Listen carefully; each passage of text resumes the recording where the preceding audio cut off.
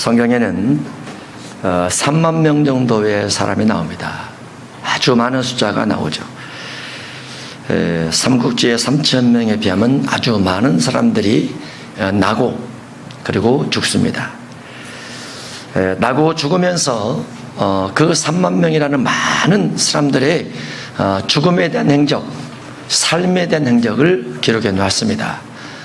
또 성경 속에는 많은 국가들의 흥망성쇠가 기록되어 있습니다. 아무리 강국이라도 시대가 흘러가고 세월이 흘러가면 타락이 되고 새로운 강국이 등장이 돼서 이전 강국은 없어집니다. 또 성경에는 많은 이념들도 기록되어 있습니다.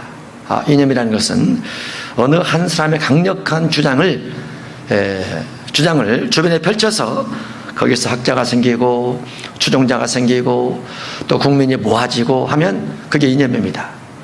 역사적으로 지금까지 수많은 이념들 또한 흥망성쇠를 거칩니다. 그러나 이전 세대를 현재 세대가 역사적 고고학적 자료로만 그 근거를 가지고 기억할 뿐 그 사람들의 행적은 다 잊어버립니다. 아마 우리도 마찬가지로 우리 후대의 세계가 우리를 기억하지 못할 겁니다. 우리의 선조 중에 어떠한 사람이 있었다, 그 정도만 남게 되죠. 또 그것이 우리 후손들에게 직접적 영향을 미치는 것은 별로 없습니다. 그저 하나님은 3대 4대가 지나가면 유전인자까지도 또 변경이 돼서 원만한 조상을 따를 수 없다, 이렇게 되어 있습니다. 솔로몬이 엄청난 지혜를 받다 할지라도 후손 가운데서 솔로몬 같은 지혜자는 없어요. 다윗이 아무리 용맹스러워서 이스라엘 민족 영토를 크게 넓혔다 할지라도 다윗의 후대에 다윗처럼 영토를 넓힌 왕도 없습니다. 역사는 끊임없이 반복되어지는데 역사의 과거 속에는 한 시점이 있었고 그 한 시점에 인류의 최초의 인간이 있었습니다. 그리고 그 한 사람 또는 두 사람으로부터 인류가 번성되기 시작해서 오늘에 이르게 됐고, 이 번성된 인류가 시간이 흘러가면 마지막 시대는 종말을 맞이해서 인류가 없어집니다. 결국은 인류의 과거든 현재든 미래든 인류사의 모든 부분을 다 지배하면 결국은 하나님의 손에 의해서 인류 역사는 기록되어졌고 미래는 만들어지지만 결국은 소멸되어진다라고 볼 수 있습니다. 그러면 이 땅에서 사람은 무엇을 남기며 살아가게 될 것인가? 무엇을 남기며 살아가야 되는가? 이것이 끊임없는 사람들의 숙제입니다. 물론 과거사, 현재, 미래에 마음을 두지 아니하고 내가 현실만 목적해서 이 정도 살았으면 됐지 라고 생각하면 그게 다 할 수 있습니다. 그러나 문제는 그 생각까지도 운명 후에는 주님 앞에 세움받게 된다는 거죠. 그래서 주님으로부터 네가 어떠한 인생을 살았는지 심판 또는 재판을 받게 됩니다. 그건 누구든지 어떠한 종교든지 예외가 없습니다. 기독교는 한국에 들어온 지 이제 130년 좀 넘었습니다. 겨우 130년이죠. 불교는 BC 2333년에서 출발을 하죠. 아주 오래됐습니다. 그래서 4400년 가까이 됐습니다. 불교는 여기는 공자 때부터 시작해서 지금까지 흘러봤죠. 그러나 4400년 가까이 된다 할지라도 인류 역사에 조창이 불써 있었던 건 아니죠. 그것도 한 종교의 분파입니다. 기독교를 물론 마찬가지죠. 그런데 모든 종교의 중심되는 사상, 모든 종교의 흐름 속에는 그 종교가 강력해지면서 또 다른 종교가 나오고 또 이어서 또 다른 종교가 나옵니다. 결국 종교도 흐름 중에 하나 있다고 말이죠. 그러죠. 그래서 내 종교가 최고다. 그러면 최고의 증거가 무엇이냐? 4000년 됐을지라도 최고는 아닙니다. 5000년 됐을지라도 최고는 아닙니다. 그건 종교일 뿐이에요. 종교. 물론 종교 속에 있는 분들은 대단하다고 주장을 하겠죠. 그러나 그것도 흐름 중에 하나입니다. 이념도 마찬가지고 권력도 마찬가지입니다. 스탈린이 강력한 권력을 가지고 공산주의를 만들고 막스 레닌을 통해서 끊임없이 히틀러 같은 사람이 나오기도 하지만은 그 시대는 거기가 강력한 파워였어요. 그렇지만 지금 독일에서 보면은 얼마나 후회를 많이 합니까? 얼마나 잘못을 많이 뉘우칩니까? 일본은 뉘우치지 않지만 종교도 권력도 다 마찬가지입니다. 그러나 근본, 마지막, 하나님께서 시작하시고 마지막을 이루시고 그 근본의 뿌리는 모두 다 하나님의 손에 있다라고 볼 수 있습니다. 물론 모든 종교도 하나님을 신이라고 합니다. 다만 그 하나님을 유일신 신으로 인정하지 않고 범신론적 신으로 인정을 하면서 각 종교를 인정하다, 이렇게 되는 부분들이 마지막 시대에 진행되고 있지만은, 그럼에도 불구하고 근본은 하나님일 수밖에 없습니다. 왜냐하면 우리가 믿는 예수 그리스도, 그분이 절대적 신, 절대적 주권자일 수밖에 없는 것은 부활 때문에 그렇죠. 부활, 어떠한 권력자도 부활은 없습니다. 어떠한 종교 교제도 부활은 없어요. 유일하게 태초의 사람부터 해서 마지막 시대까지 유일하게 부활은 오직 예수 그리스도 한 분밖에 없습니다.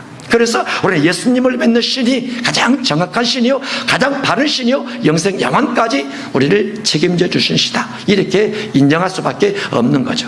그러나 그 예수께서 그리스도 메시아가 된다는 그 부분 쪽에도 구약시대 많은 선자 중에서 또 조상들을 통해서 예언되어져 왔지만은 그 예언 속에 예수님께서 오셨음에도 불구하고 예수님을 메시아로 인정할 사람은 그 당시에 많지 않았습니다. 다른 말로 많은 사람들은 자기의 권력, 자기의 힘, 자기의 종교, 자기의 전통을 좋아하지 부활하셨다고 해서 예수님을 적극적으로 추종하거나 적극적으로 따라가는 것은 아니라는 거죠. 그렇죠? 그러면 결국 종교를 갖는다는 것과 권력을 갖는다는 것이 무엇입니까? 영생을 위한 목적으로 갖는 것이 아니고 자기의 종교적 권력을 얻기 위해서, 종교적 물질의 이득을 얻기 위해서 종교를 취하는 것이다 라고 볼 수 있죠. 그렇지 않습니까? 왜냐하면 부활되지 않는 신을 믿고 있으면 부활된 신으로 옮겨가야죠. 그런데 그렇지 않는다 그 말이죠. 권력이 영원하지 못한다는 걸 알고 있으니까 영원한 게 부활하신 예수님으로 옮겨가야 되는데 그렇지 않습니다. 결국은 인류 또는 사람들이라는 것은 자기 욕심에 의해서 살아가고 있다. 종교도, 정치도, 경제도, 문화도, 사업도, 직장도 그렇다 그 말이죠. 그런데 기독교만은 그래서는 안 된다라는 거죠. 왜냐하면 기독교는 그 모든 것들을 결국 욕심이다, 또는 정욕이다, 탐심이다, 이렇게 말을 하면서 그 욕심과 정욕과 탐심은 영원한 하나님 나라의 속성이 아니고 마귀의 속성이면서 사람의 본능에 불과하다, 이렇게 말하기 때문에 그렇습니다. 그럼에도 불구하고 사람들은 현실적으로 가지고 있는 권력의 맛이 대단하고, 현실적으로 가지고 있는 종교의 맛도 대단하고, 권력의 맛도 대단하기 때문에 다 거기를 향해서 가는 겁니다. 왜냐하면 영생은 눈에 보이지 않고 예수님의 죽으시고 더불어서 부활에 대한 믿음도 생기지 않으니까 그저 현실 따라가는 거예요. 그래서 우리는 성경을 중심해서, 성경에서 어떠한 신앙을 요구하는가, 그걸 중심해서 가려고 하는 거죠. 예수님께서 이 땅에 오셨을 때 서기관과 바리새인들이 있었습니다. 예수님께서 그들을 향해서 너에게 화가 있을 것이다 라고 책망을 합니다. 그 화는 무슨 화라고 그랬죠? 지옥의 판결을 받을 것이다. 지옥의 판결, 운명 후에 예수님께서 재판을 하십니다. 그래서 천국 그리고 지옥의 판결을 내린다라고 되어 있어요. 왜냐하면 그들이 외식했기 때문에 그렇습니다. 외식, 서기관들과 바리새인들이요, 서기관들의 외식적인 문화하고 바리새인들의 외식적 신앙 자세가 예수님을 통해서 화가 있게 되고 그 화는 지옥 판결을 받을 것이다 라고 되어 있습니다. 우리는 외식의 문화를 중심하지 않고 내면의 덕을 쌓고 내면의 인품을 쌓고 내면의 영혼을 중심해서 구원의 방향에서 가야 된다라고 본문은 반복적으로 계속 말하고 있습니다. 우리가 거울을 바라보면 무엇이 보인다고 그랬죠? 네, 숙제를 해야 되겠네요. 거울 안 보시는 분은 없죠. 다 거울을 보면 무엇이 보인다고요? 내 인품이 보이는구나. 그렇게 해야 된다고 그랬죠. 거울을 봐서 여기 뭐가 묻었네, 여기 뭐가 났네, 머리가 어떻게 됐네, 이런 것보다도 그런 것도 필요하지만 거울을 보니까 내 인품이 좀 안 좋은 것 같아, 이게 보일 수 있어요. 거울아 내 인품이 어떠냐? 그래, 당신 인품이 별로 보기 안 좋습니다. 거울이 그렇게 말해주면 얼마나 좋을까요? 예. 그 거울이 있어야 돼. 그 거울이. 왜냐하면 바리새인과 서기관들 속에는 그 거울이 없었어요. 그래서 겉모습만 보이는, 외식만 보이는 거울이 있었기 때문에 늘 그것만 보면서 종교 생활을 하고 종교 제도자를 노릇을 하고 종교적으로 성도들 이끌어갔다고 말이죠. 그것만 보고. 예수님의 관점은 그것이 아니기 때문에 그들을 향해서 너희는 화가 있을 것이다, 외식하는 서기관들과 바리새인들이야 하면서 예수님께서 예화를 안아듭니다. 너희들의 외식이 무엇처럼 되어 있는지 여호와를 듭니다. 외식과 내면의 상태를 비교하면서 그게 회칠한 무덤 같다라고 되어 있습니다. 회칠한 무덤을 멋지게 꾸며놨습니다. 아주 아름답게 꾸며놨습니다. 그리고 서기관과 바리새인들이 인정을 합니다. 우리가 꾸민 거야. 얼마나 멋져. 이 속에는 하나님의 선지자가 들어있고 하나님의 선교가 들어있기 때문에 이 선지자와 선교자들을 우리가 잘 모셔야 돼 하면서 무덤을 멋지고 아름답게 만들었다고 말이죠.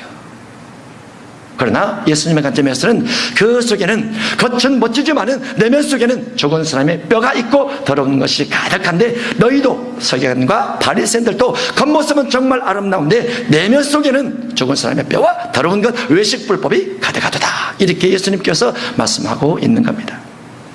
그러면 겉모습을 중심하지 않고 내면을 중시하기 위해서 우리가 무덤을 단장하면 안 되나? 그건 아닙니다. 그건 아니에요. 예, 성경에 보면 창세기에 아브라함의 아내가 죽을 날이 다가오니까 아브라함이 무덤을 구합니다. 핵족 속에게 막벨라 굴을 살려고 합니다. 막벨라 굴이 있는 밭을 살려버려요. 그러자 해족 속의 사람이 내가 거저주겠습니다. 많은 증인들이 있는 데서 거저주겠습니다. 되겠습니다. 당신은 우리 땅에 들어와서 우리를 부강하게 하고 평안하게 만들어줬기 때문에 거저주겠습니다. 라고 말하니까 아브라함이 거절하면서 아닙니다. 내가 비록 많은 사람 모임 가운데서 당신에게 그냥 준다고 말할지라도 나는 대가를 주고 사겠습니다 하고 은 400세겔을 달아줍니다. 많은 증인들 앞에서.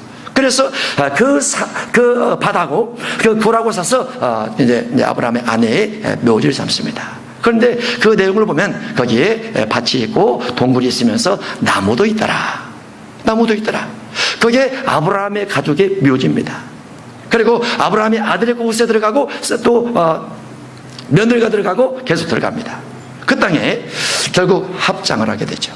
성경은 합장도 가능합니다. 성경에는 이장도 가능합니다. 성경은 화장도 가능합니다. 성경은 매장도 가능합니다. 성경은 무덤을 잘 꾸미는 것도 가능합니다. 다 가능하다고 되어 있어요. 가능하다라고. 그런데 성경에 묘지 관리에 대해서 되어 있고 성경에 화장에 대해서 매장에 대해서 여러 형태의 장례분에 대해서 많은 기록이 되어 있습니다. 그들도 인정을 해야 돼요. 가끔 어느 사람이 하나님 앞에 기도했더니 하나님께서 조상 제사를 지내거나 추도식을 하거나 추모식을 하게 되면 하나님 앞에 제가 돼서 지옥 갈 수 있다. 이렇게 말하는 사람이 있어요. 그런데 구약 성경에는 죽은 자를 위한 많은 기독교적 예식이 들어있습니다. 기독교적 예식과 장례 문화가 들어있어요. 많이 들어있어요. 많이. 그래서 괜찮습니다. 과거 우리 어른들 시대는 절대로 화장하면 안 된다. 왜냐하면 부활의 지장이 있다 해서 과거에는 다 매장을 했습니다. 근데 지금은 또 국가시책으로 다 화장을 하라고 하죠. 화장. 지금 매장을 별로 하지 않습니다. 또 지금 매장하려면 매장법이 바뀌어가지고 동네 주민들의 동의를 다 받아야 돼요. 근데 자기 마을을 거쳐서 관이 들어가는 것을 동네 다 거부를 합니다. 거절해요. 안 돼요. 그래서 동의를 받지 못함으로 또 화장을 하고 이렇게 하게 되는데 화장이든지 매장이든지 괜찮습니다. 이장도 괜찮습니다. 성경적으로 합법입니다. 또 시체 염을 하는 것도 괜찮습니다. 그 시체에서 시체 부패를 위해서 부패 방지를 위해서 다 막죠. 알코올로 다 닦고 얼굴도 화장을 다 합니다. 사람이 돌아가시면 또 하루 지나고 이틀 지나면서 몸이 부패가 되기 때문에 예쁘게 화장을 해요. 연지곤지 다 이렇게 해서. 그리고 이제 관에 넣고 이렇게 매장이든지 화장이든지 그렇게 할 수 있습니다. 그것도 괜찮습니다. 저는 청년 때 교회를 다니면서 관을 많이 배봤어요. 관을 많이 배봤는데 이 관을 베면서 깨끗한 관이 있고 냄새가 아주 많이 나는 관이 있습니다. 그런데 물에 빠져서 돌아가신 분이 있었어요. 비닐을 여러 번 다 하고 비닐로 여러 번 쌌음에도 불구하고 냄새가 많이 나요. 이걸 메고 막 올라갔어요. 그러면 그렇게 냄새가 많이 나는 관에 들어있는 그분도 우리 조상이라고 우리가 섬길 수 있나? 물론 섬겨야 되죠. 안 믿는 사람들 입장에서. 관 속에 사람이 들어가게 되면 죽은 겁니다. 죽은 거예요. 무덤을 아무리 겉모습을 잘 단장할지라도 그 속에는 영혼은 없습니다. 뼈는 있죠. 그 뼈가 살아있는 사람에게 영향력을 절대 줄 수 없습니다.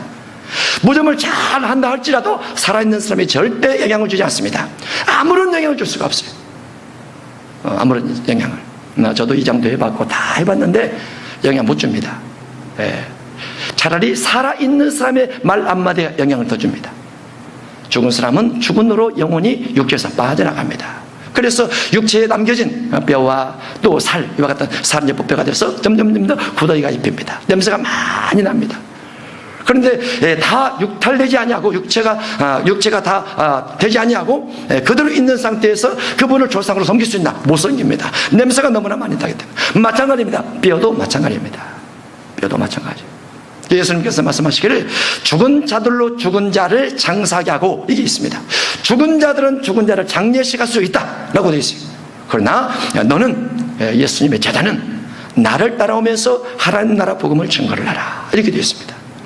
죽은 자를 신으로 섬기거나 죽은 자가 살아서 산적에 영향을 준다고 생각하면 거기서부터 죄가 시작이 됩니다. 그래서 주도일날 1년에 한 번씩이죠. 돌아가신 분을 얻고 제사를 지낼 때 돌아가신 분을 그리워하면서 슬퍼하면 죄가 될 수 있습니다.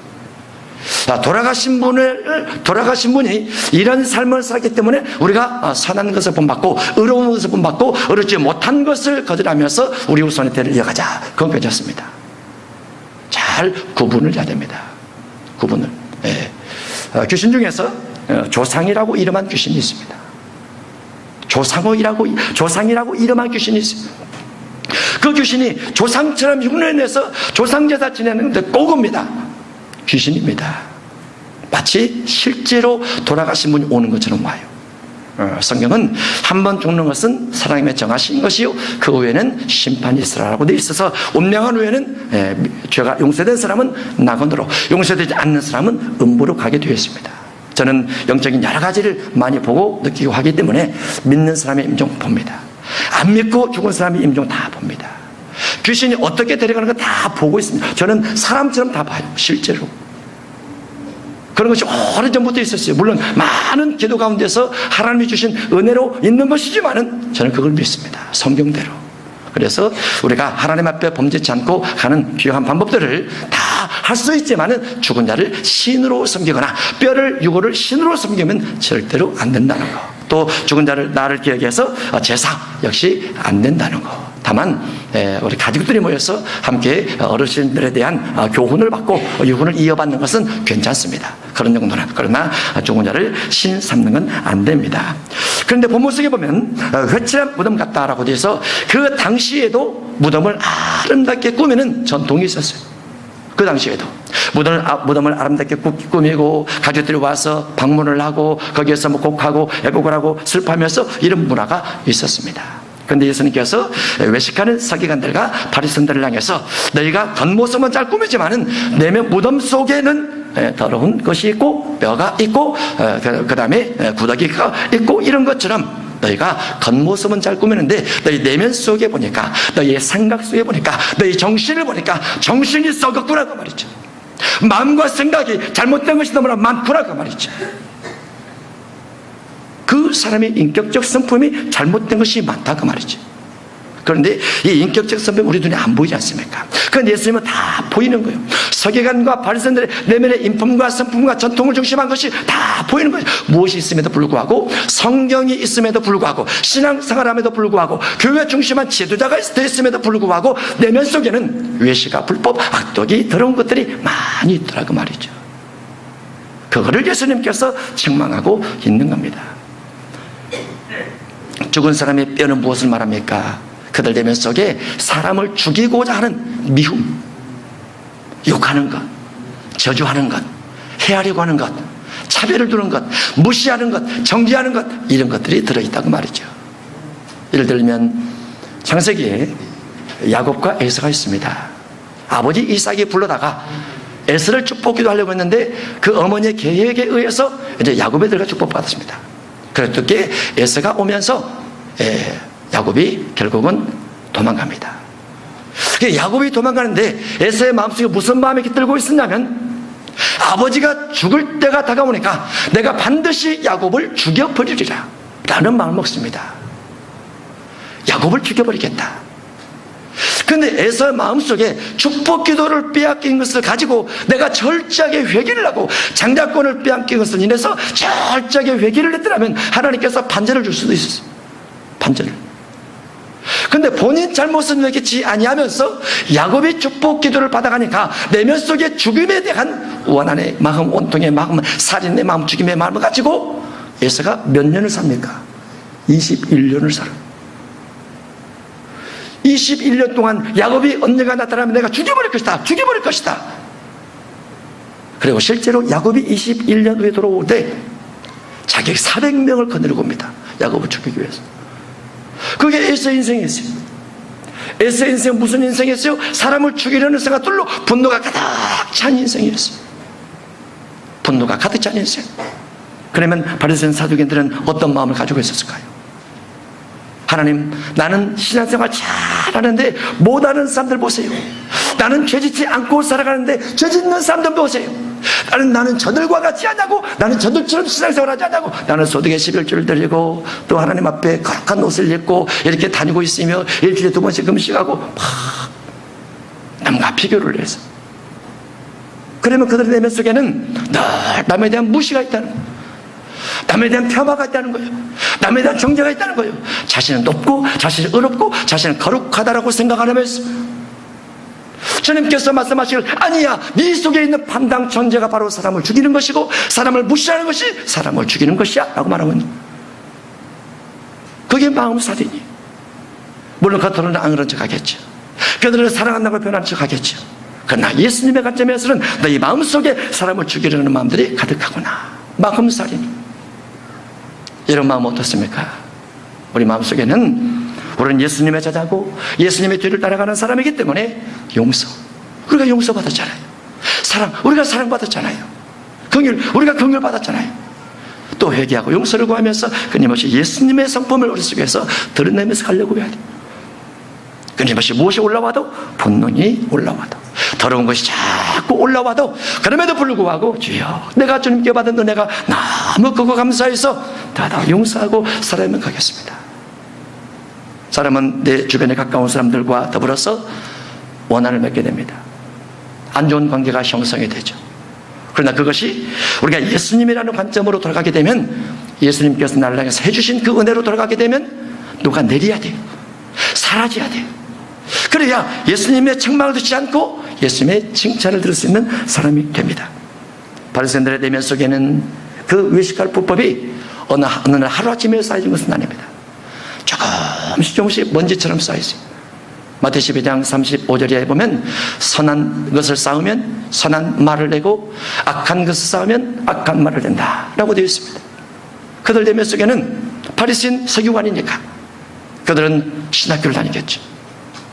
신학교를 다니면서 스승을 만나서 좋은 학문을 많이 배우겠죠. 그런데 그들 스승이 뭘 가르쳤겠습니까? 그들 스승이 권위주의를 가르쳤어요. 그들 스승이 외식주의를 가르쳤어요. 그들 스승이 물질주의를 가르쳤어요. 그들 스승이 남과 비교하는 걸 가르쳤어요. 그래서 너희는 너희 아비 독사에게서 나서 독사의 자식이다라고 주님께서 말합니다. 잘못 배웠어요. 잘못 가르치고 잘못 가르친 것을 잘 배웠다라고 열심히 터득했어요.